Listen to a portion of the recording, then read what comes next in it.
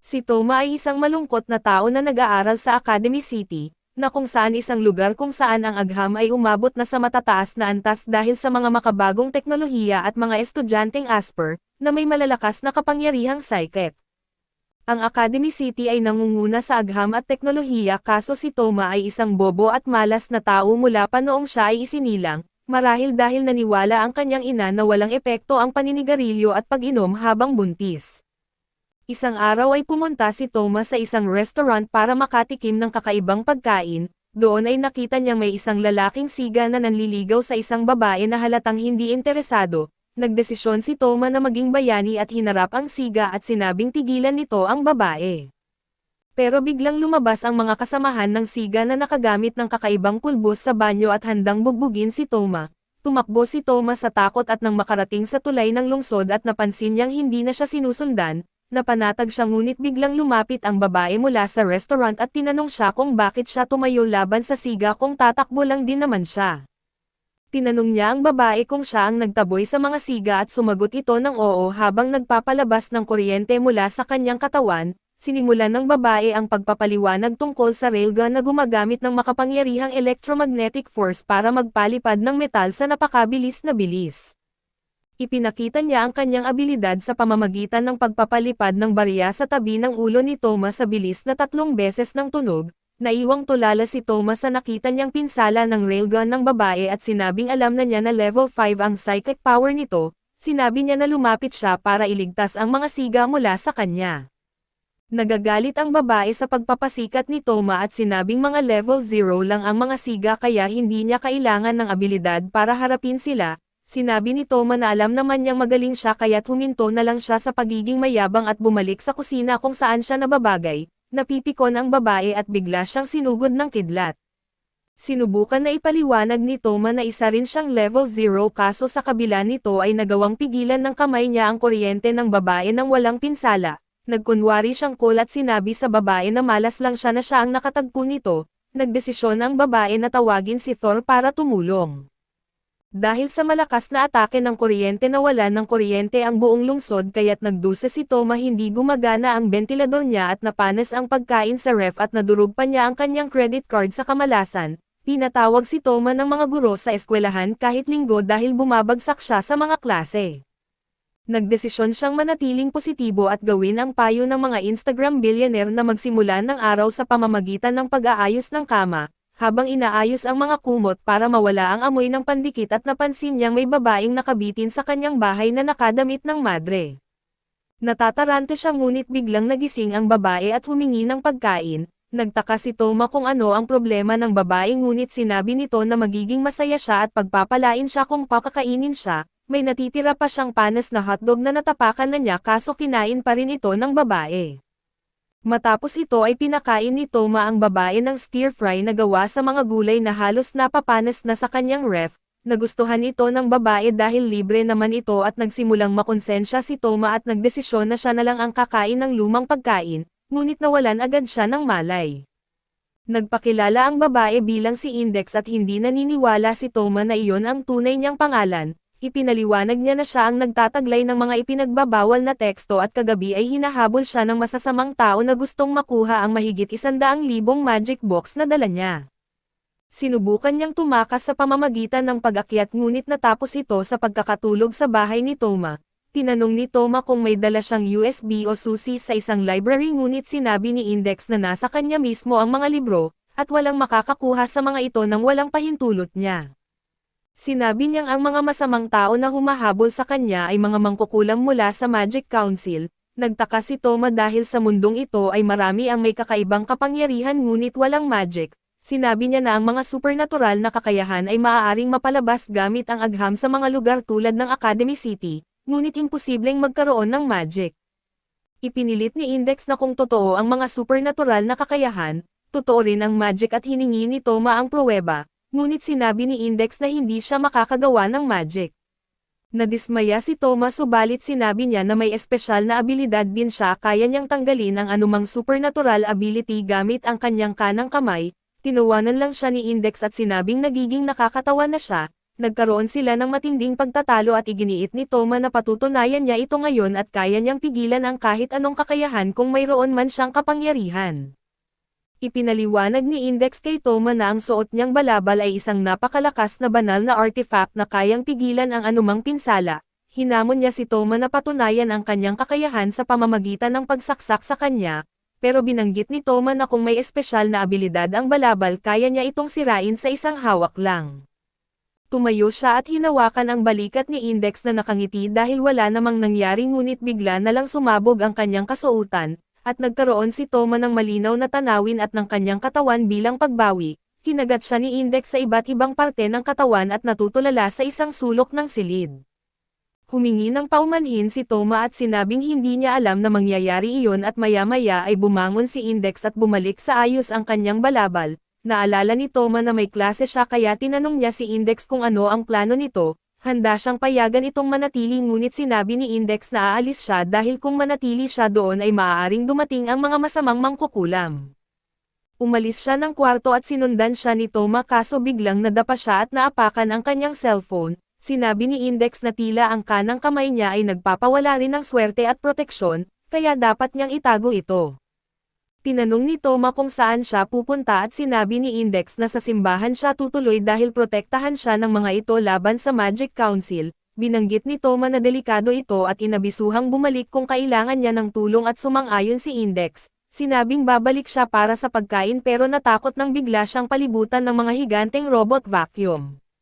Samantala pumunta si Toma sa klase at ang mababang uring guro ay nagpahayag na ang sinumang mababa ang score ay maglalagi ng mahaba para sa dagdag na leksyon. Si Toma ang nangunguna sa listahan kaya naiwan siya hanggang pagsasara ng eskwelahan at habang pauwi, nakita siya ng Railgun Girl mula kahapon at hinamon siya sa isang rematch. Inignore siya ni Toma na tulad ng mga taong lansangan sa labas ng Starbucks. Matigas ang babae at sinabing isa siya sa mga pinakamahusay sa academy at gusto niyang harapin si Toma ulit pero sinabi lang ni Toma na hindi siya interesado. Nagbitaw si Misa ng kuryente sa lupa para gulatin siya na nagsira rin sa mga electronics sa paligid. Nainis si Toma at tinanong kung ano ang problema ni Misa at nagalit si Misa dahil sa pagkatalo niya sa nakaraang laban, kaya patuloy niyang kinukulit si Toma para sa rematch at sa wakas, pumayag si Toma ngunit nagbiro na pagsisisihan ito ni Misa kung magseryoso siya. Biglang bumalik ang mga higanteng robot vacuum at tinangka silang habulin at napilitang tumakbo si Toma kasama si Misa at pagod na pagod siyang umuwi ng gabing iyon. Pagdating niya ay nakita niyang nakahandusay si Index sa harap ng pinto na may matinding pinsala. Sinubukan niyang gisingin ito at doon dumating ang isang matangkad na lalaking pula ang buhok na may barcode sa mukha. Ipinaliwanag ng lalaki na mga mangkukulam ang gumawa ng pinsalang iyon kay Index. Napagtanto ni Toma na pumunta si Index para kunin ang kanyang balabal at iligtas ang buhay niya. Humarap si Toma sa lalaking nagpakilalang si Magnus at sinabi nito na hindi siya ang nanakit kay Index kundi ang kanyang kasama. Dagdag pa niya na dapat protektahan ng magic robe ni Index ang kanyang katawan ngunit tila may sira ito. Galit na tinanong ni Toma kung wala bang moralidad ang mga mangkukulam para habulin at sasaktan ang tulad ni Index. Sinabi ni Magnus na tumabi na lang siya kung nagmamarunong lang siya dahil kailangan nilang kunin si Index. Ipinaliwanag ni Magnus na ang memorya ni Index ay naglalaman ng mahigit 100,000 magic box na itinuturing na bawal sa buong mundo kaya maraming grupo ng mangkukulam ang gustong makuha siya. Nagalit si Toma sa ugali ni Magnus at sinugod siya ngunit mabilis siyang naihilagan ni Magnus at nagdesisyong tapusin na si Toma. Pinatay ni Magnus ang sigarilyo at ginawang apoy na pinakawalan kay Toma at natatakot siya dahil palaging gumagana ang kapangyarihan niya laban sa mga Asper pero hindi niya tiyak kung gagana ito laban sa magic. Tumama sa kanya ang apoy ngunit hindi siya nasaktan dahil kinansela ng kanyang kanang kamay ang magic attack ni Magnus. Sinubukan muli ni Magnus kaso nakatakas na si Toma. Napipikon si Magnus at naglabas ng trump card na isang apoy na espiritu na dating hari ng witch hunters. Sinubukan na atakehin si Toma ng fire spirit ngunit naguguluhan si Toma kung bakit hindi nawawala ang apoy sa kabila ng kanyang kapangyarihan. Sinabi ni Index na may mga ron sa paligid ng gusali na nagpapabalik sa fire spirit kaya't kailangan itong sirain para matalo ang espiritu. Habang nagbibigay ng payo si Index ay tinapakan ni Magnus ang ulo nito para pigilan siya at nakahanap ng ligtas na lugar si Toma at napansin ang mga sticky notes na may mga ron sa buong gusali.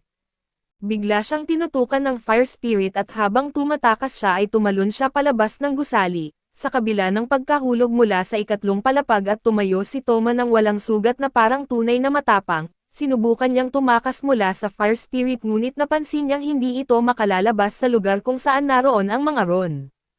Bagaman natatakot pa rin ay nagpasya siyang tawagan ang pulis para humingi ng tulong, gayunpaman nang maisip si Index na nagsakripisyo para iligtas siya at nagdesisyon siyang siya na mismo ang magligtas sa kanya, samantala si Magnus ay malapit nang buhatin si Index nang biglang bumagsak ang mga fire sprinklers sa gusali.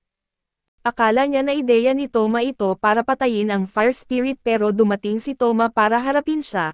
Hindi makita ni Magnus ang fire spirit kaya nag-aalala siya at sinabing hindi dapat mapatay iyon ng kaunting tubig lang at ipinaliwanag ni Toma na ang tubig ay hindi para sa fire spirit kundi para sa mga sticky notes na wala na ngayong silbi sa mga pader.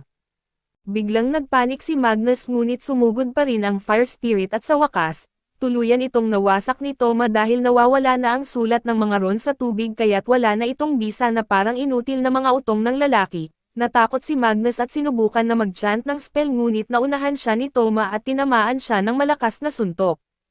Kinuha ni Toma si Index palabas ng nasusunog na gusali at inisip kung dapat niya itong dalhin sa ospital, ngunit naalala niyang maaaring malantad ang tunay na pagkatao nito at bumalik ang kamalayan ni Index sandali at sinabing ayos lang siya basta mapatigil ni Toma ang pagdurugo ng kanyang sugat. Tinanong ni Toma kung mayroong panggagamot na spell sa mga librong na memorize ni Index ngunit sinabi ni Index na hindi siya maaaring gumamit ng magic.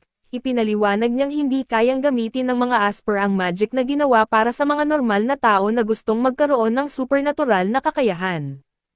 Kahit na magamit ni Toma ang magic ay makancel naman ito ng kanyang kanang kamay at naalala ni Toma ang isang taong makakatulong sa kanya. Dinala niya si Index sa apartment ng kanyang mababang uring guro at pinagbuksan siya nito sa pagkatok niya. Sinabi ni Toma na may emergency at kailangan nila ng tulong niya kaya't agad siyang pumasok sa kwarto nito na puno ng mga bote ng alak at upos ng sigarilyo. Nagpakitang ayos ang guro ngunit hindi naman iyon alintana kay Toma at inilapag niya si Index sa sahig at nagpasimulang ipaliwanag ang nangyari, ngunit biglang nag-take over ang emergency system ni Index. Sinabi ni Index na mayroong 15 minuto na lang siyang natira para mabuhay kung hindi siya magagamot agad. Natatarante si Toma at sinabi sa guro na tawagan ang ambulansya at sundin ang sinasabi ni Index at kahit litong-lito, sumang-ayon ang guro sa tulong at tinanong ni Toma si Index kung may magagawa pa siya. Binanggit ni Index na lumabas siya ng silid dahil makancel niya ang healing spell at nasaktan si Toma kaso umalis siya ng silid habang sinusumpa ang kanyang malas na kapangyarihan. Sa loob ay tinanong ni Index ang guro tungkol sa kasalukuyang oras at sinabi ng guro ang eksaktong oras ng walang orasan. Ipinaliwanag ng guro na kasing accurate ng atomic clock ang kanyang biological clock at kinumpirma ito ni Index sa posisyon ng mga bituin sa kalangitan. Gumamit si Index ng sariling dugo para magpinta ng magic circle sa lamesa ayon sa posisyon ng mga constellation. Sinabi ni Index na kakailanganin niya ang tulong ng guro para sa susunod na hakbang at nagpanik ang guro at nagbanta na tatawag ng ambulansya, ngunit tinanong ni Index kung may ambulansya bang kayang ganap na magpagaling ng kanyang sugat at ibalik ang lakas ng buhay niya agad-agad. Walang sagot ang guro kaya't nagpasya itong sumunod kay Index at naglagay si Index ng ilang bagay sa mesa para gumawa ng isang pansamantalang replika ng silid at naglagay ng mga skittles na automatikong umikot sa mesa para markahan ang posisyon ng mga beer cans. Ipinaliwanag ni Index na tatawag sila ng isang anghel mula sa langit para pagalingin siya at hiniling sa guro na sumabay sa pagdasal. Sa kabila ng kaba ay sinubukan ng guro na magdasal at biglang nagsimulang umaalog ang silid at kinabahan ang guro. Ngunit sinabi ni Index na nakonect na ang link ng silid at maaari na silang magpatuloy sa pagtawag sa anghel. Hiniling ni Index sa guro na mag-imagine ng isang maliwanag na anghel. Naramdaman ng guro na parang natutunaw siya habang nakatuon siya sa pag-iisip ng anghel, nakapagpamanifest siya ng anghel sa silid ngunit nawala ito nang bumitaw siya sa kanyang focus. Sinabi ni Index na subukan ulit kaya't nagdasal ang guro ng buong lakas at muli ay nagpakita ang anghel. Pinagaling nito si Index at bumalik sa normal ang lahat at matapos masigurong wala na siyang panganib, bumalik sa normal na estado si Index at nawalan ng malay at kinabukasan ay bumisita si Toma para tiyakin na maayos na ang lahat at humingi ng paliwanag ang guro sa nangyari. Mukhang nagseselos siya kay Index dahil tila malapit ito kay Toma sa hindi niya maintindihang dahilan, Tinanong siya ng guro kung sino si Index at sinubukan ni Toma na magsinungaling na kapatid niya ito pero hindi siya naniwala at sinabi niya kay Toma na iuulat niya ang insidente sa pamunuan ng Academy City dahil seryoso ang nangyari at ayaw niyang mapahamak ang estudyante niya. Pinayuhan niya si Toma na pag-isipang mabuti ang sitwasyon niya bago siya magpunta ng grocery. Nang silang dalawa na lang ay nagsimulang alagaan ni Toma si Index at sinabi niya na ayaw niyang masangkot si Kama sa bagay na ito. Sumang-ayon si Index at sinabing hindi rin dapat masanay si Kama sa paggamit ng magic dahil habang mas marami kang natututuhan tungkol dito at mas naaapektuhan ang utak, tinanong ni Index si Toma kung gusto niyang malaman ang dahilan ng pag-atake sa kanya. Sinabi ni Toma na interesado siya kaya't ibinahagi ni Index na ang magic ay orihinal na binuo ng simbahan, ngunit dahil sa politika ay nagkaroon ng iba't ibang sekta at paaralan ng magic at ang ilang spells ay itinuturing na mapanganib at ipinagbabawal. Ngunit patuloy pa rin itong hinahanap ng iba't ibang paaralan ng magic. Ipinahayag ni Index na kabilang siya sa English Puritan Church at inutusan siyang memoryahin ang lahat ng libro ng magic para maging pinakamakapangyarihan sila sa mundo. Ang mga umatake sa kanya ay mula sa espesyal na unit na tinatawag na Church of Necessary Evil na gumagawa ng madumi na gawain sa mundo ng magic. Nag-react si Toma at sinabing dapat sinabi niya ito agad sa kanya pero nagtago si Index sa kumot at binanggit na hindi niya akalaing maniniwala siya at higit pa roon, natatakot siyang magalit o matakot si Toma sa kanya at in-inflict ni Toma ang kanyang noo at sinabing tigilan na niya ang pag-aalala. Nangako siyang ipagtatanggol niya si Index laban sa sinumang susugod sa kanya gamit ang kanang kamay niya. Nagtanong si Index kung nanliligaw siya at nagbiro na tatawag siya sa FBI at habang nagbibiroan sila, pinapanood sila ni Magnus at ng kasama nito mula sa malayo. Nakaramdam si Magnus ng pag-alinlangan at nakikita ang saya ni Index ngunit hindi niya matatanggihan ang mga utos. Makaraan ang ilang sandali ay bumalik si Kama mula sa pamimili at hinayaan na manatili si Toma at Index nang hindi nagtatanong.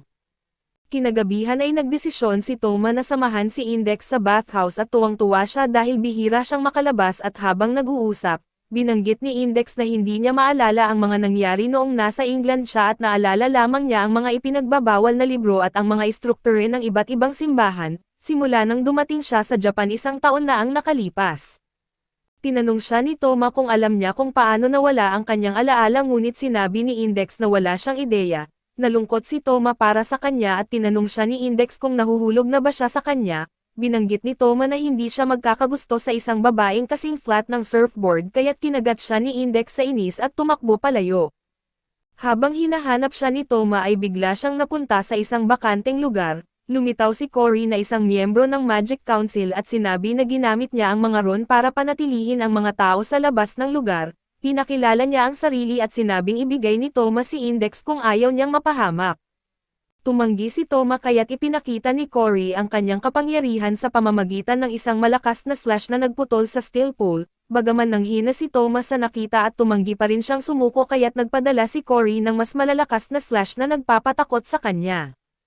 Ipinaliwanag ni Cory na ang kanyang espesyal na teknik ay napakabilis at kayang patayin siya ng 7 beses sa 1 segundo, dagdag rin niyang hindi ito kayang pigilan ng kanang kamay ni Toma dahil hindi siya makakadikit dito. Nagdesisyon si Toma na suungin ang lahat at sumugod para kanselahin ang kapangyarihan ni Cory.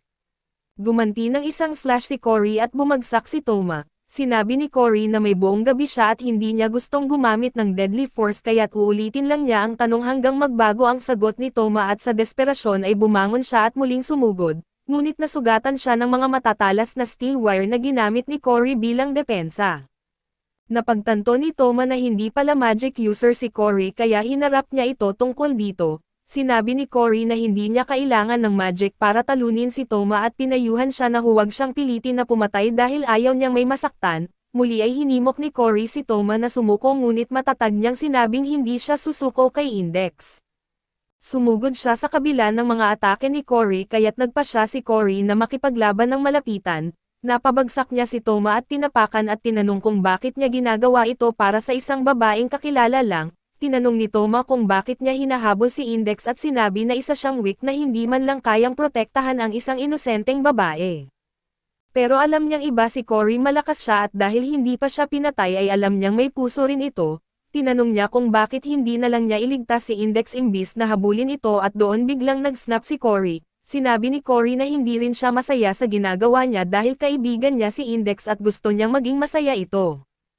Ipinahayag niyang kabilang siya sa Church of Necessary Evil at isang sangay ng simbahan kung saan kabilang din si Index. Nalito si Toma kaya't ipinaliwanag ni Cory na ang kakayahan ni Index na tandaan ang lahat ay siyang ugat ng problema. Sinabi niya na may limitasyon ang kapasidad ng utak ng tao kaya kailangang kalimutan ang mga lumang impormasyon. Ngunit hindi ganito si Index at natatandaan niya ang bawat detalye kaya't kailangang burahin ang kanyang mga alaala upang hindi masobrahan ang kanyang utak. Tinanong ni Toma kung bakit tinawag ni Index na evil magician sina Cory at Magnus kung sila ay kabilang sa parehong simbahan. Ipinaliwanag ni Cory na walang alaala si Index tungkol sa kanila. Nang walang alaala si Index ay natatakot lamang at piniling tumakbo para iligtas ang sarili. Sinabi ni Cory na kailangan nilang burahin muli ang mga alaala ni Index dahil kung mapuno ang utak niya, mamamatay siya at nalungkot si Thomas sa nalaman at ipinaliwanag ni Cory na 85% ng utak ni Index ay puno ng magic box, at kung mapuno ang natitirang 15% ay malalagay siya sa panganib. Bawat taon ay kailangang burahin ang alaala ni Index at may 3 araw na lang bago ang takdang panahon. Hiniling ni Cory kay Toma na ibigay si Index para sa kanyang kaligtasan at tiniyak niya na walang masamang mangyayari sa kanya. Sinabi niyang kalimutan na si Index dahil siya mismo ay mawawala sa alaala ni Index pagkatapos ng proseso. Tumanggi si Toma at sinabing hindi siya naniniwala sa kanya at tinanong niya si Cory kung tunay siyang kaibigan ni Index. Bakit hindi niya ipinaliwanag ang lahat sa halip na habulin siya ng espada? Tinawag niyang traidor si Cory at sinabing siya ang tunay na kaibigan ni Index at hindi niya ito iiwan. Nagalit si Cory at sinabi kay Toma na wala siyang ideya sa mga paghihirap nila ni Magnus. Dahil dito ay sinugod niya si Toma at tinamaan at sinaksak siya gamit ang espada na nakashit at habang nagsasalita si Cory, hawak ni Toma ang espada at sinabing puro sarili lang ang iniisip ni Cory at hindi man lang niya isinasaalang-alang ang damdamin ni Index. Sinabi niya na kung ipapaliwanag nila kay Index na kahit mawala ang alaala niya, maaari pa rin nilang buuin muli ang pagkakaibigan nila at marahil hindi na siya tatakbo. Tinawag niyang mga bobo sina Cory at Magnus dahil hindi nila ito napagtanto. Niyanig ng mga salita ni Thomas si Cory ngunit dumating si Magnus kaya nagkunwari siyang normal, bumalik na ang normal na kaayusan ng paligid at nagtipon ang mga tao sa paligid para tingnan ang pinsalang idinulot ng laban. Walang nakaintindi sa nangyari at naroon din si Misa kasama ang kanyang ka-roommate na inisip na gawa ito ng isang magulong estudyante. Napansin ni Misa si Index na tila kinakabahan at pagkagising ni Toma ay natuklasan niyang balot siya ng benda at binabantayan siya ni Index. Tinanong niya kung natulog lang siya buong gabi ngunit sinabi ni Index na 3 araw siyang tulog at naalala ni Toma na ito ang araw na buburahin na nina Cory at Magnus ang alaala ni Index, kaya't bumibigat ang kanyang loob. Napansin niyang hindi pa nabura ang alaala ni Index dahil kilala pa rin siya nito at tinanong kung siya ang nagdala sa kanya sa bahay nito. Sinabi ni Index na si Cory ang nakakita sa kanya at nagdala sa kanya doon at hindi niya alam na lumaban ito sa isa pang magician para sa kanya. Pakiramdam ni Index ay walang silbi siya at hindi makakatulong, ngunit sinabi ni Toma na huwag niya itong intindihin at tiningnan ni Toma ang kanyang braso at sinabing hindi naman malala ang kanyang sugat. Sumagot si Index na nag-iingat lang siya dahil hindi siya makakagamit ng magic para pagalingin siya. Tumawa lang si Toma at tinanong siya ni Index kung hindi pa rin siya naniniwala sa magic kahit sa lahat ng nangyari. Sinabi ni Toma na ayaw lang niyang marinig na pinag-uusapan niya ang tungkol sa magic at akala ni Index na tinutukoy niya ang emergency personality niya na lumalabas kapag nasa panganib siya, kaya't binago niya ang paksa at tinanong si Toma kung gutom siya. Nagluto si Index ng maraming kanin na walang pampalasa na agad ikinadismaya ni Toma at sinabi niya na hindi siya gutom, pero nilapitan pa rin siya ni Index at ibinuhos ang pagkain sa ulo niya. Habang tinutulungan siyang maglinis ay tumunog ang doorbell at lumabas si Index para buksan ang pinto. Nandoon si Cory at Magnus at nagulat si Toma nang makita sila at tumingin si Magnus kay Toma at sinabing hindi na makakatakas si Index ngayon. Napagtanto ni Toma na mas madali sanang makakatakas si Index kung mag-isa lang siya, pero ngayon siya na ang kahinaan nito. Sinubukan niyang protektahan si Index ngunit nagsimulang makipagnegosasyon si Index kina Cory at Magnus, nangakong sasama siya sa kanila basta't hindi nila sasaktan si Toma at ngumisi lang si Magnus at sinabing si Toma ang nagiging pinakamalaking hadlang sa kalayaan ni Index. Iginiit niyang may natitirang 12 oras bago burahin ang alaala ni Index at kung gusto niyang ligtas si Toma, dapat siyang sumuko at umalis sila at sinabi ni Index kay Toma na huwag mag-alala at ipinangako niyang gagawa siya ng paraan sa mga masamang mangkukulam upang hindi maapektuhan ang normal na buhay ni Toma. Bigla siyang nawalan ng malay at sinalo siya ni Toma at gabi na nang magpatuloy si Toma sa pagbabantay kay Index, nang biglang tumunog ang lumang telepono ng guro at sinagot ni Toma ang tawag at si Cory ang nasa kabilang linya. Sinabi niyang maaabot ni Index ang limitasyon niya sa hating gabi at darating sila para kunin siya. Sinabi ni Toma na lalaban siya sa abot ng kanyang makakaya subalit iginiit ni Cory na wala siyang magagawa, tinawagan lang siya para makapagpaalam ng maayos at iwan si Index. Tinanong ni Toma kung wala na bang ibang paraan para iligtas siya dahil sobrang malupit na tanggalan siya ng alaala. Dagdag pa niya na baka may magic na makakatulong sa kanya o baka may solusyon sa mga magic book na natatandaan ni Index, ngunit sinabi ni Cory na malabong makahanap ng kapaki-pakinabang na spell nang hindi dumadaan sa mahabang proseso. Sinabi ni Cory na masyado nang nasira ang isip ni Index sa pag-memorize ng lahat ng forbidden texts at hindi nila maaaring burahin ang alaala ng mga ito. Iginiit ni Toma na kung hindi magagawa ng magic at baka magawa ito ng agham, may mga henyo at talento sa academy na maaaring makatulong pero hindi payag si Cory.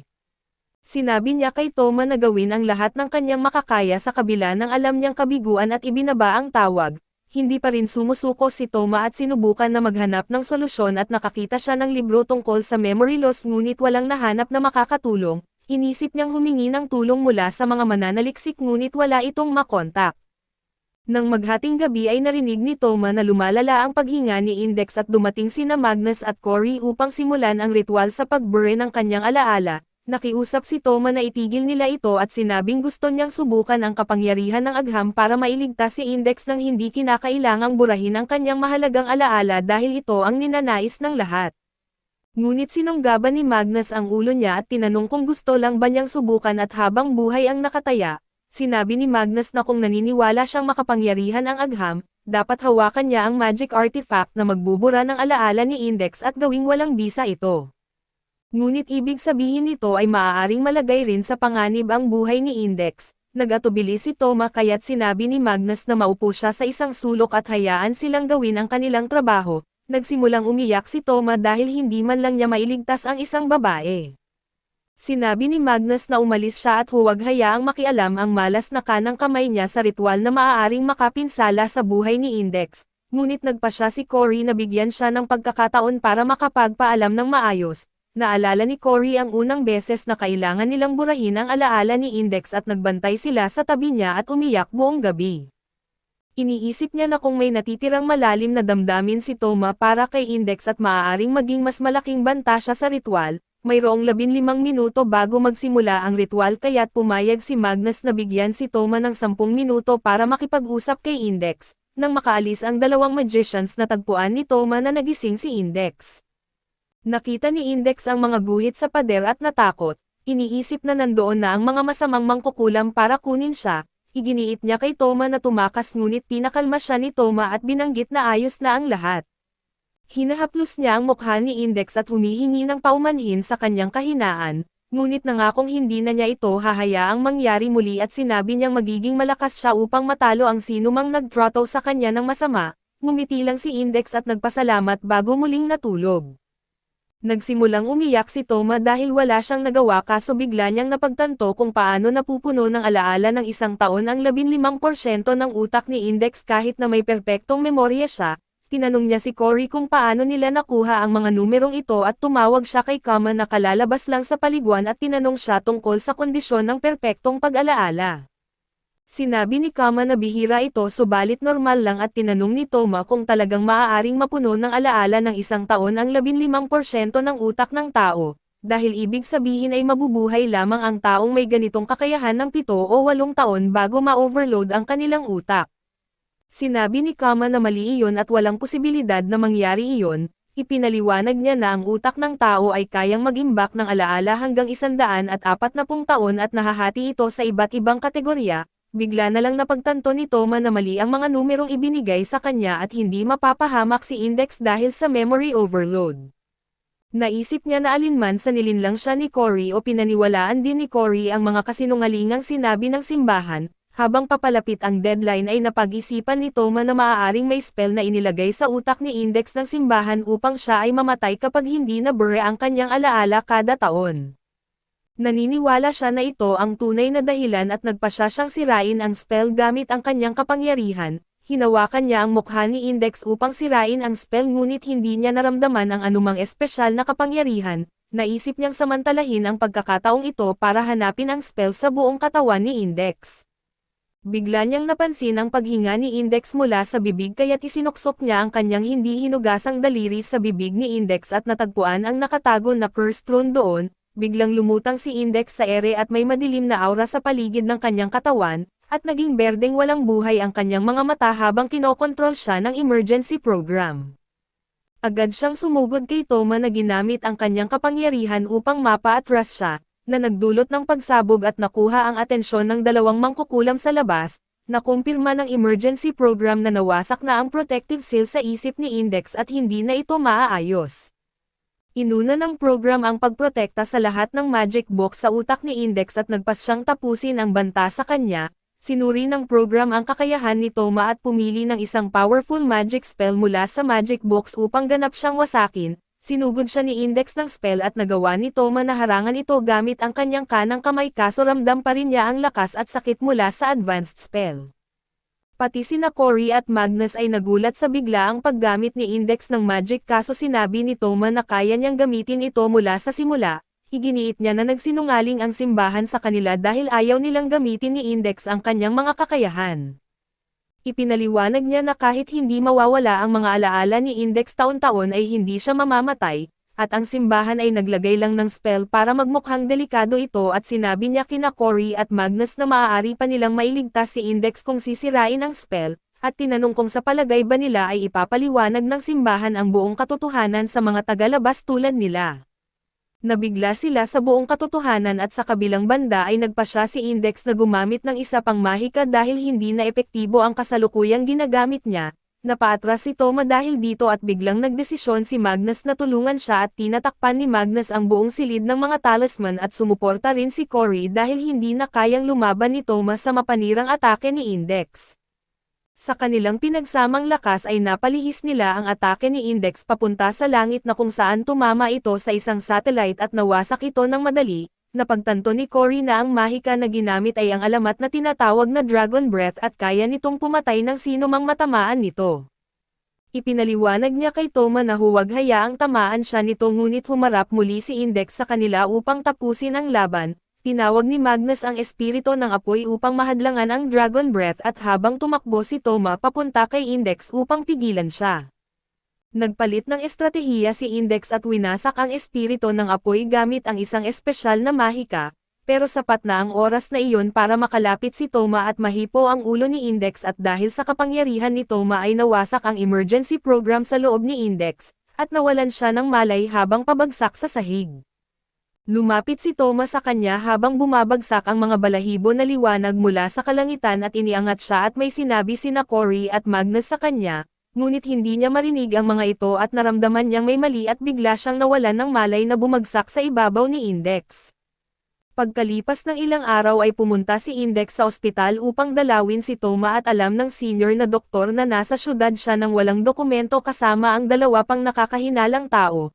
Tinanong siya ng doktor kung may kinalaman siya sa insidente ng pagsabog ng satellite ngunit itinanggi ni Index at sinabing wala siyang alam, binigyan siya ng doktor ng sulat mula kay Magnus para ibigay kay Toma.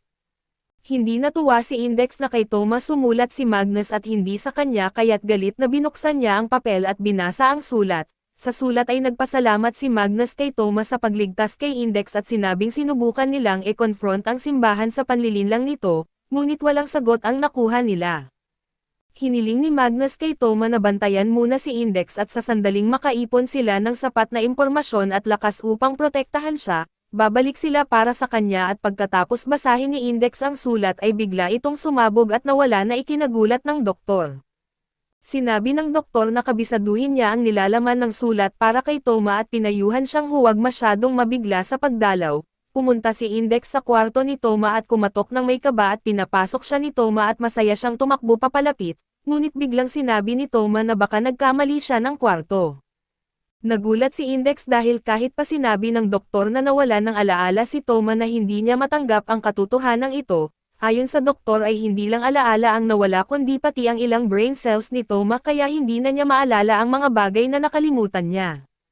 Labis ang lungkot ni Index habang tinatanong siya ni Toma kung magkakilala sila at nagsimula siyang magkwento tungkol sa kanilang nakaraan. Sinabi niya na una silang nagkita sa dorm ni Toma kaso tinanong lang siya ni Toma kung ano ang dorm. Hindi na niya maalala ang sarili niyang pangalan o ang kay Index at tinanong niya kung pangalan ba ito ng alaga niya dahil hindi naman pwedeng pangalan ito ng tao. Napaiyak si Index sa narinig ngunit biglang sinabi ni Toma na joke lang at dahil niloloko lang pala siya nito, nagsimulang tumawa si Toma at pinahid ni Index ang kanyang luha habang tinatanong kung ano ang nangyayari. Gusto niyang malaman kung totoong hindi niya nawala ang alaala at ipinaliwanag ni Toma na nawalan nga siya. Ngunit dahil ang pinsala ay dulot ng mahika kaya't ginamit niya ang kapangyarihan ng kanyang kanang kamay na tinawag niyang Imagine Breaker, upang agad na maibalik ang kanyang alaala. Sinabi ni Toma na masarap siyang maisahan kaya siya biglang nagalit at kinagat si Toma sa inis at umalis siyang nagagalit, at pagkatapos ay pumasok ang doktor at nakita si Toma na magulo ang itsura. Ang totoo ay talagang nawala ng alaala si Toma pero nagkunwari siyang naaalala niya ang lahat dahil sinabi ng doktor sa kanya ang lahat ng detalye tungkol sa insidente.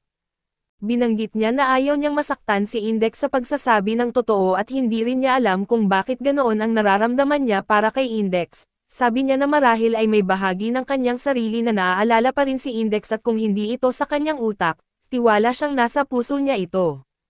Samantala pumunta si Magnus sa direktor ng Academy City na lumulutang na pabaliktad sa isang malaking test tube, may misyon para kay Magnus kapalit ng tulong ng Academy sa kanyang layuning protektahan si Index. Sinabi ng direktor na may usap-usapan tungkol sa isang espesyal na kapangyarihang kayang pumatay ng mga vampira na nasa Academy City. Pero may problema ang babaeng may kapangyarihang ito ay hawak ng isang makapangyarihang salamangkero, at kailangan nilang tanggalin ito para mapasama siya sa kanilang grupo at magamit ang kanyang kapangyarihan para sa kabutihan. Dahil laging nasa maselang balanse ang agham at mahika at hindi maaaring patayin ang salamangkero nang hindi nagdudulot ng gulo, kaya gusto niyang si Magnus ang gumawa ng maruming trabaho dahil walang problema kung kapwa salamangkero ang magpapatayan.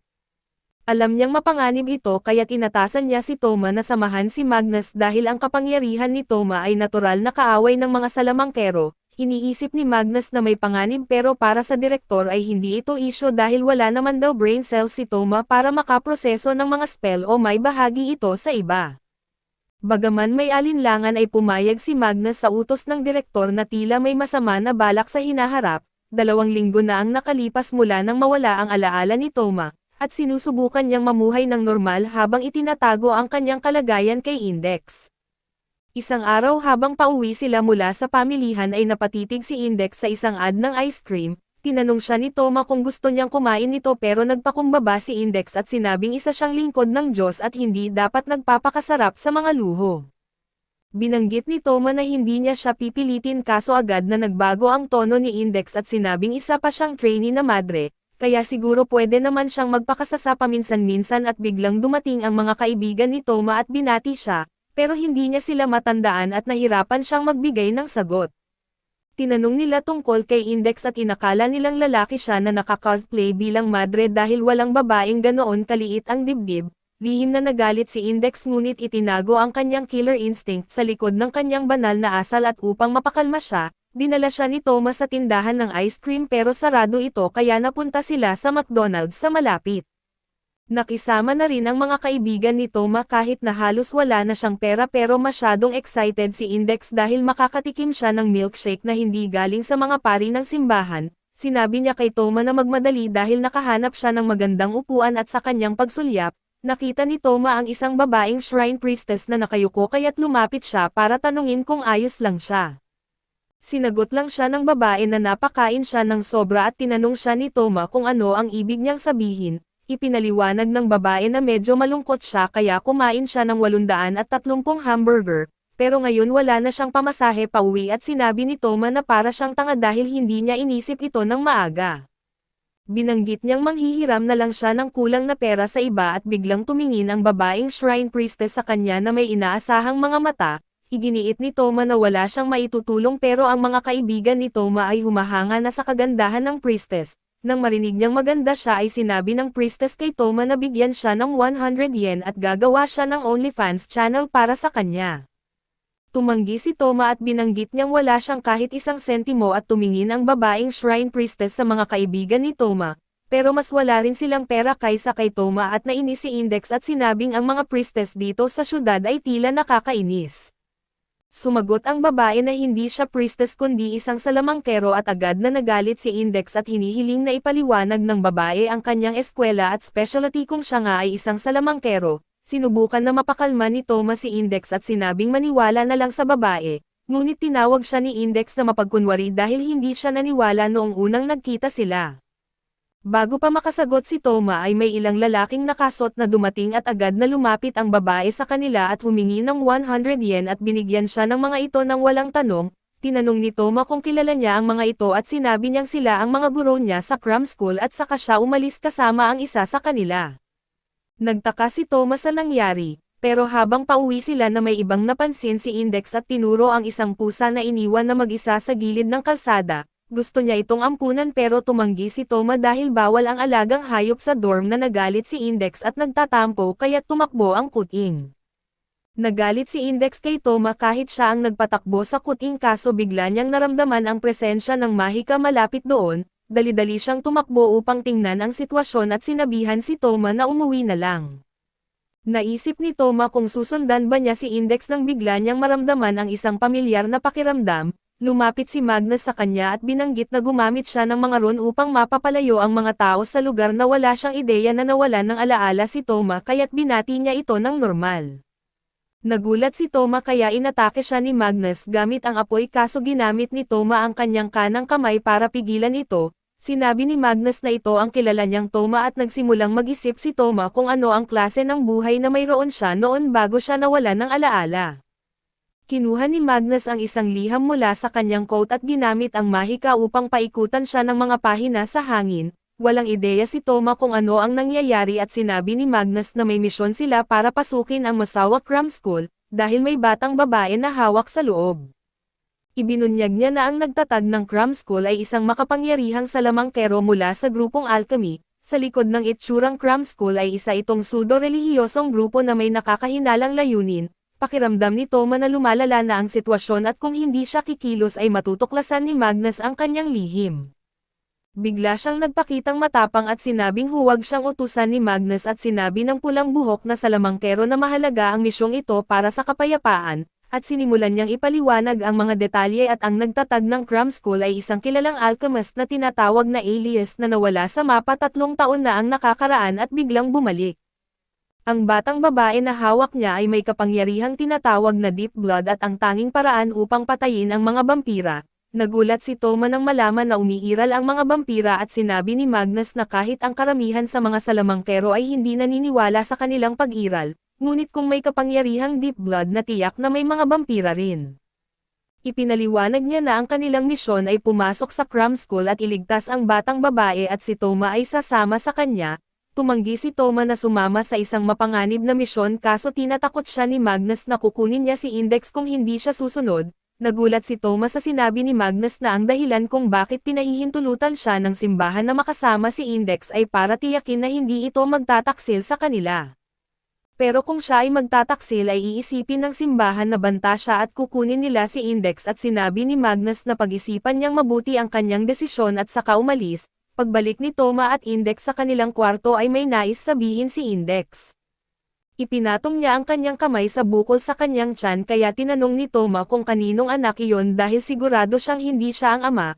Biglang gumalaw ang bukol mula sa ilalim ng kanyang damit, kaya hinarap ni Toma si Index at tinanong kung ano ang kanyang itinatago. Biglang sumilip ang kuting na nakita nila kanina mula sa kwelyo ni Index kaya't natakot si Toma at pinaalalahanan si Index na bawal ang alaga sa dorm. Nakipagtalo si Index at sinabing bilang isang madre na tungkulin niyang iligtas ang mga itinakwil, at ililigtas niya ang kuting. Sinubukan siyang kumbansihin ni Toma pero matigas si Index at sumuko na lang siya at binanggit niya kay Index na siya ang bahala sa bahay dahil may gagawin siya sa labas, at sinabi ni Index na siya ang mag-aalaga ng lahat at natagpuan ni Toma si Magnus na nagdidikit ng mga rune sa pader.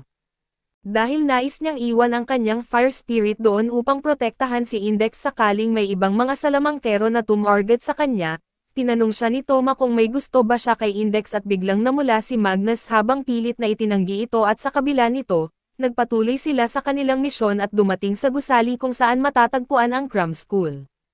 Sinabi ni Toma na hindi naman mukhang pugad ng masamang grupo ang lugar kaso pinaalalahanan siya ni Magnus na huwag maliitin ang kanilang kalaban na itinuturing na isa sa pinakamahusay na mga alchemist sa mundo. Ibinigay ni Magnus ang larawan ng kanilang target kay Toma at laking gulat nito nang makilala niya ang batang babae na nakita niya sa restaurant kanina. Pumasok sila sa gusali at habang mukhang normal sa unang tingin ay napansin ni Toma ang isang knight na nakahiga malapit sa isang haligi. Nilapitan niya ito upang tingnan kung ano ang nangyayari subalit nang napagtanto niyang patay na ito ay natakot siya. Tinanong ni Toma kung bakit walang nakakapansin sa patay na katawan na nakalagay sa bukas na lugar. Sinabi ni Magnus na may espesyal na barrier sa gusali na naghihiwalay nito sa dalawang dimensyon sa parehong espasyo. Habang normal ang buhay ng mga estudyante sa isang bahagi ng barrier at ang kabilang bahagi ay puno ng madilim na sikreto, walang kaalam-alam ang mga estudyante tungkol sa kabila ng gusali at hindi rin sila makaka-interact dito. Nagpasya si Toma na gamitin ang kanyang kakayahan upang sirain ang barrier pero sinabi ni Magnus na hindi ito posible maliban kung masisira nila ang core ng barrier. Mas lumalim sila sa gusali upang hanapin ang kanilang target at tinanong ni Toma kung bakit hindi sila gumagamit ng elevator. Ipinaliwanag ni Magnus na nasa kabilang bahagi sila ng gusali kung saan malamang hindi gumagana ang teknolohiya. Sinubukan ni Toma kung magagamit niya ang kanyang telepono, kaya't tinawagan niya si Index at nag-connect ito. Sinabi ni Index na kinain niya ang pagkain ni Toma sa refrigerator kaya't naiirita si Toma kaso agad ding ibinaba ang tawag. Napansin niyang nakatitig sa kanya si Magnus at sinabing wala siyang tensyon sa misyon dahil kachat pa niya si Index. Tinanong ni Toma kung nagseselos ba si Magnus at muling namula si Magnus at sinabing huwag siyang maging mahinahon. Ipinahayag ni Magnus na may ibang tao sa buhay ni Index dati na nasa katulad na posisyon ni Toma at kahit gaano man sila nagmalasakit, nakalimutan sila ni Index tuwing nabura ang kanyang mga alaala at sinabi ni Magnus na minsan siya ang pinakamahalagang tao kay Index. Ngunit hindi niya nagawang protektahan ang mga alaala nito samantalang si Toma ang nagtagumpay. Matapos ang pag-uusap ay dumating sila sa mga silid-aralan na mukhang hindi kainahinala, bigla silang pinagtitinginan ng mga estudyante at sinabi ni Magnus na hindi ito dapat posible dahil nasa magkabilang bahagi sila ng dimensyon. Nagsimulang mag-chant ng spell ang mga estudyante ng sabay-sabay at napagtanto ni Magnus na ito ay isang automatikong mekanismo para dalhin sila sa kabilang dimensyon kung may panganib. Isang maliwanag na liwanag ang lumitaw mula sa mga noo ng mga estudyante kaya't nagpanik si Magnus at nagdesisyong tumakbo. Sinabihan si Toma na gamitin ang kanyang Imagine Breaker para tapusin ang mga ito. Hindi sigurado si Toma kung kaya niya kaya't tumakbo rin siya ng mabilis at tinutugis ng mga liwanag. Sinabi ni Magnus na mataas na antas ng spell ito at hindi dapat posible sa dami ng mga estudyante sa gusali. Sinubukan nilang bumaba sa hagdan ngunit dumating din ang mga liwanag mula sa mas mababang palapag at tinulak ni Magnus si Toma papunta sa mga liwanag upang makatakbo siya, at natira si Toma na naguguluhan kung ano ang gagawin. Biglang lumitaw ang isang batang babae at nagsimulang mag-chant ng spell at nagkaroon siya ng mga hiwa sa katawan kaya't pinakiusapan siya ni Toma na huminto dahil nasasaktan siya, ngunit hindi siya nakinig at nawalan ng malay matapos ang spell. Bago tamaan si Toma ng mga lumulutang na liwanag ay bigla itong natigil sa ere at bumagsak sa lupa. Nagtaka si Toma sa nangyayari at nang lingunin niya nakita niya ang shrine priestess na nagligtas sa kanya. Lumapit siya sa batang babae at sinabing minor injuries lang ang natamo nito at gagaling sa kaunting paunang lunas. Humingi siya ng tulong kay Toma habang inaayos ang sugat ng batang babae at sinimulang alisin ang suot nito. Sinubukan na tumingin sa ibang direksyon si Toma ngunit sinabi ng priestess na isang paglapastangan sa pasyente ang hindi pagtingin, kaya tumulong siya sa pag-aalaga sa sugat ng batang babae. Pagkatapos nilang magbigay ng paunang lunas ay pinuri ni Toma ang galing ng priestess sa pag-aalaga. Tinanong kung isa ba siyang dilisensyadong doktor at sinabi ng babae na nagpakilalang si Asa, na mas mahusay lang siyang makakita ng daloy ng dugo kaysa iba. Ipinaliwanag niya kay Toma na umalis na sa lugar pero iginiit ni Toma na isasama siya dahil hindi niya hahayaan na manatili siyang bihag doon. Ipinaliwanag ni Asa na may layunin siyang natutupad sa lugar na iyon kaya hindi siya aalis at nasa lugar na siya bago pa man dumating si Alias, dahil ayaw niyang matagpuan ng mga vampira. Tinanong ni Toma kung natatakot ba siya sa mga ito subalit sinagot ni Asa na natatakot siyang patayin sila ng walang dahilan. Iginiit niya na likas na matamis at kaakit-akit ang amoy ng kanyang dugo kaya naaakit nito ang mga vampira at napapatay sila ng walang pag-atubili. Ayaw niyang patayin ang mga ito lalo na kung wala naman silang ginagawang masama kaya't nanatili siya sa lugar na ito sa sariling kagustuhan. Ipinaliwanag niyang pumunta siya sa Academy City sa pag-asang makakahanap sila ng paraan para pagalingin ang kanyang kapangyarihan, ngunit walang magawa ang mga ito. Tinanong siya ni Toma kung bakit siya nasa labas kung ayaw niyang maakit ang mga vampira at sinabi ni Asa na utos iyon ni Aurelius. Pumayag siyang makipagkasundo kay Aurelius na humikayat ng mga vampira upang makatulong sa pagligtas ng isang tao, at nangako si Aurelius na hindi sasaktan ang mga vampira kaya pumayag siyang tumulong. Hindi naniniwala si Toma kay Aurelius at sinabi kay Asa na isa itong malupit na tao na gumagamit ng mga estudyante bilang armas. Hinimok niya si Asa na lumayo na rito sa lalong madaling panahon at biglang lumitaw si Alias at narinig ang usapan. Ipinahayag niya kay Toma na hindi niya kayang ilabas si Asa. Agad na napakalapit ni Alias sa kanila sa isang iglap at nang subukan ni Toma na suntukin siya ay tila mas malayo siya kaysa dati. Naguguluhan si Toma sa nangyayari nang biglang gumamit ng mahika si Alias at pinatalsik siya ng walang kahirap-hirap. Pumagitna si Asa at hinarap si Alias tungkol sa kanyang motibo. Binanggit niyang kung banal na tao si Alias na kailangang patayin si Toma para sa proteksyon at titigil siyang tumulong. Hindi mapayagan ni Alias na mangyari iyon kaya nangako siyang hindi sasaktan si Toma ngunit kinuha niya ang isang mahabang karayom at tinusok ang kanyang leeg, sinasabing makakalimutan ni Toma ang lahat ng nakita niya. Samantala ay nababahala na si Index dahil hindi pa rin umuuwi si Toma kaya't nagsimula siyang maghanap. Nagulat siya sa mga ron sa paligid ng bahay at sa pagsunod sa bakas ng mahika at narating niya ang Cram School Building. Nagkamalay si Toma sa isang parke malapit sa gusali at kasama rin niya si Magnus na nabura rin ang alaala ni Aurelius. Sinabi ni Magnus na parang may nakalimutan siya ngunit iniisip na kung hindi niya maalala, siguro'y hindi naman mahalaga. Sumang-ayon si Toma kaso biglang kinamot ang ulo na nakapagpawalang bisa sa hypnosis ni Aurelius. Agad niyang naalala ang lahat at sinabi kay Magnus na gagawa siya ng ritual upang maalala rin niya. Sinabi niya kay Magnus na pumikit at ilabas ang dila at bagaman may pag-alinlangan ay sinunod siya ni Magnus. Sinamantala ni Toma ang pagkakataon at binigyan si Magnus ng malakas na uppercut bilang bawi sa pagtrato sa kanya na parang bitag. Samantala ay pumasok na si Index sa loob ng Cram School Building at natuklasan ang barrier na naghihiwalay sa gusali sa dalawang dimensyon.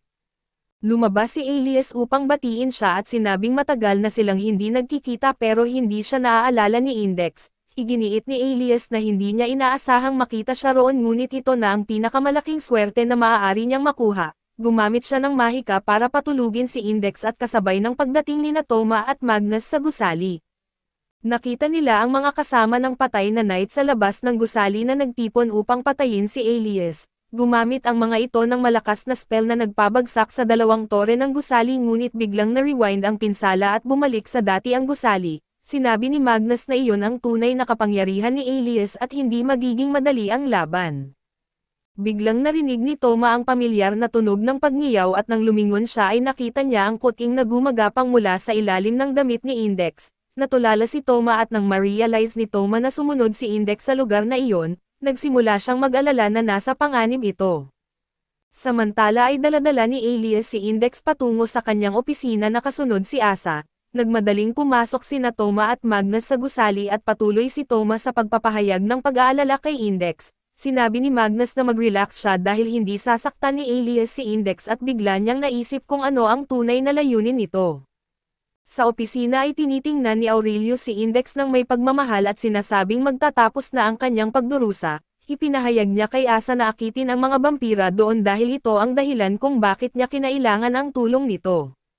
Kapag nailigtas nila si Index at makakahanap din sila ng paraan para mailigtas si Asa, Malapit nang gawin ni Asa ang utos nang biglang sumugod sina Toma at Magnus sa kwarto at habang abala si Toma sa pag-aalala kay Index, nanatiling kalmado si Magnus dahil alam niyang mahalaga si Index kay Aurelius.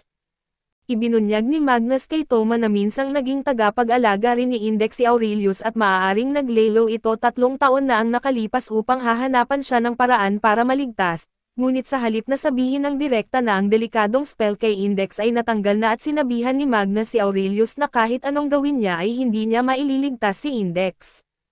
Itinuring ni Aelius ito bilang insulto sa kanyang pagsisikap kaya't ipinaliwanag niya ang kanyang plano. Sinabi niya na kailangang mabura ang alaala ni Index dahil isa siyang mortal na tao na hindi kayang taglayin ang napakaraming impormasyon, ngunit kung magiging isang vampira siya ay hindi na siya magagambala ng limitasyon ng kanyang utak.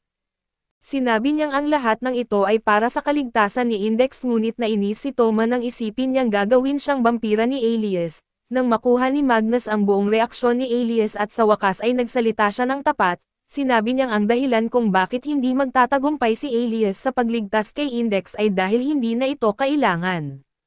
Ibinunyag niya na nailigtas na ni Toma si Index at marahil ay dahil naka-isolate si Aelius sa nakalipas na 3 taon at hindi niya ito nalaman. Naguguluhan si Aelius at hiniling na ipaliwanag kung paano nailigtas ni Toma si Index kahit na isa lamang siyang ordinaryong tao. Ipinaliwanag ni Magnus ang natatanging kakayahan ni Toma na kayang alisin ang mga mapanganib na spell kay Index na hindi lubos na pinaniwalaan ni Aelius. Sinabi ni Magnus na natulad ng hangarin ng bawat kasama ni Index ay maaari na siyang mamuhay ng masaya ngayon at si Toma ang dapat pasalamatan. Naramdaman ni Aelius na may malaking utang siya sa kanyang kabiguan at nakaramdam siya ng pagtataksil na ibang tao ang nakapagligtas kay Index. Biglang nagsimulang magsalita si Index sa kanyang pagtulog at binabanggit ang pangalan ni Toma at humihiling ng pagkain. Nagsimulang tumawa si Magnus at sumabay si Toma kaso nagalit si Aelius. Ginamit ni Aelius ang kanyang kapangyarihan sa pagsasalita upang ipako sila sa sahig at sinasaksak ang kanyang leeg at sinubukan na patayin sila sa kanyang kapangyarihan. Ngunit muling lumapit si Asa at sinabing nauunawaan niya ang damdamin ni Aelius. Iginiit ni Toma kay Asa na lumayo na dahil hindi na siya kailangan ni Aelius at kinagat ni Toma ang kanyang hinlalaki upang makawala sa spell ni Aelius. Sinaksak muli ni Aelius ang sarili at ginamit ang kanyang kapangyarihan upang patayin si Asa at tumakbo si Toma papunta kay Asa habang bumagsak ito, muling bumalik sa kanya ang alaala ng kanyang nakaraan na mula pagkabata. Naaakit niya ang mga vampira dahil sa matamis na amoy ng kanyang dugo na pumapatay sa kanila. Hindi niya nais na makasakit ng iba kaya't pumayag siyang tulungan si Aelius nang sinabi nitong maaari niyang magamit ang kanyang kakayahan para makatulong, ngunit ngayon ay nang mawalan ng layunin si Aelius at itinuring siya nitong kalaban. Inaaalaya ni Toma si Asa habang tumatawa si Aelius at sinasabing hindi na niya kailangan si Asa at tinupad niya ang pangako niyang palayain siya mula sa kanyang sumpang buhay. Biglang bumalik ang malay ni Asa at natarante si Aelius at nagtatanong kung paano napigilan ni Toma ang kanyang spell. Sinabi ni Toma na manahimik na lang siya o gagantihan niya ito. Ibinaba niya si Asa at naghanda upang harapin ang alchemist na kumuha ng isa pang karayom at sinaksak ang kanyang leeg.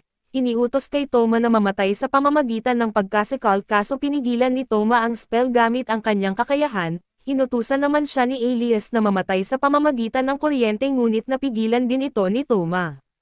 Sa huli ay inutusan siyang masira sa ilalim ng kotse at biglang may lumitaw na kotse mula sa kawalan at nagsimulang bumagsak sa kanya. Isang dampi ng kanang kamay ni Toma ang nagpawalang bisa sa spell at kumpiyansa siyang kaya niyang manalo sa bilis ng takbo ng laban, ngunit alam ni Aelius kung paano gamitin ang kanyang mga salita ng walang puwang para makalusot. Inutusan niyang magpakita ng isang makapangyarihang baril na lumitaw sa kanyang kanang kamay, ipinutok niya ito at dumaan ang bala sa gilid ni Toma na lumikha ng malaking butas sa pader sa likod. Natakot si Toma kaso sinabi ni Aelius na hindi niya siya papatayin hanggat hindi niya natatamasa ang pananakot dito.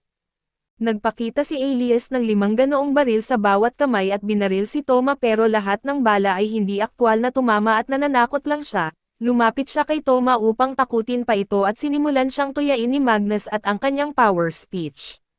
Sinabi ni Aelius na ito ang pinakamalakas na teknik ng mga alchemist na kayang baguhin ang realidad sa kanilang kagustuhan. Tinanong siya ni Magnus na kung ganoon nga ay bakit kailangan pa niya si Asa at sinabi ni Magnus na kung talagang ganoon kagaling ang kanyang kapangyarihan, dapat sana'y kaya niyang maglikha ng mga vampira mula sa wala.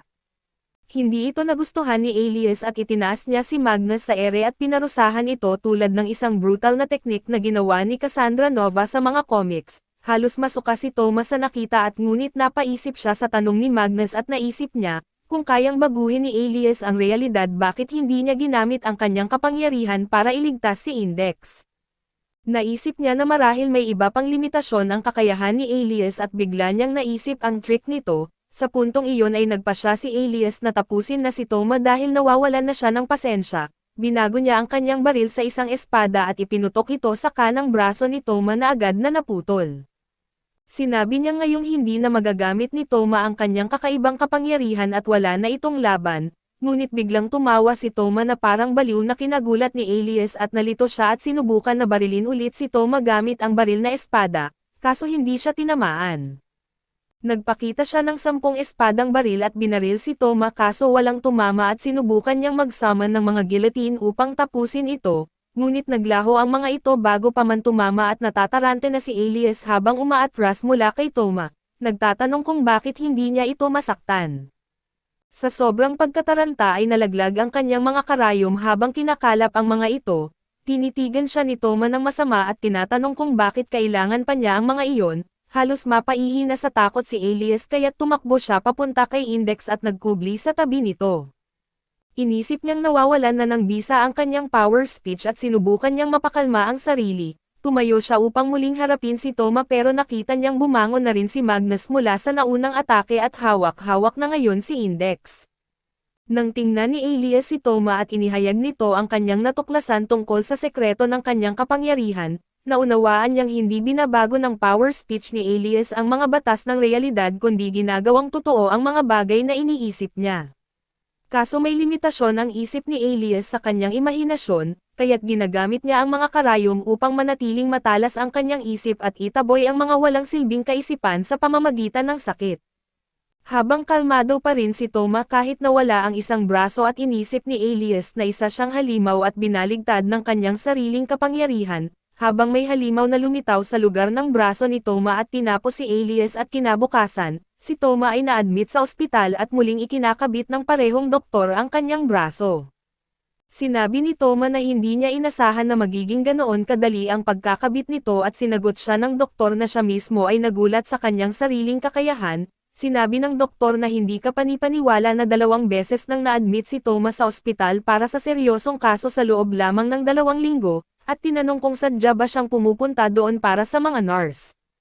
Tinanong ni Toma kung talaga bang iniisip ng doktor na pipiliin niyang tanggalin ang braso para lang makita ang mga nurse kaya't nagtampo ang doktor at umalis. Dumating si Magnus dala ang isang basket ng mansanas at nagsimulang magbalat nito. Sinabi niya kay Toma na huwag sana'y ganito siya pero ito na ang pinakamababaw na magagawa niya para sa kanya sa ngayon. Tinanong ni Toma si Magnus tungkol sa halimaw na lumitaw mula sa kanyang braso at sinabi ni Magnus na maaaring iyon ay ang pagmanifest ng kawalang pag-asa ni Alias. Tinanong ni Toma kung ano na ang nangyari kay Alias at binanggit ni Magnus na nawalan ito ng mahika at alaala. Binago niya ang anyo ni Alias at pinakawalan ito sa labas at isinara na rin ang cram school. Iniisip ni Magnus na kung mas mahinahon lamang si Alias sa paghawak sa sitwasyon na baka maayos pa siya ngayon. Tinawag ni Magnus si Toma na isang matapang na tao dahil kinontra nito ang isang bihasang salamangkero kahit nawala na siya ng braso. Ipinahayag ni Toma na tila isa rin siyang Oscar-worthy na aktor dahil mahirap magkunwaring nakakatakot habang nasa sobrang sakit. Sagot naman ni Magnus na baka nawala ang takot niya dahil sa matinding kirot at biglang narinig nila ang boses ni Index, kaya biglang nawala si Magnus bago pa siya makita.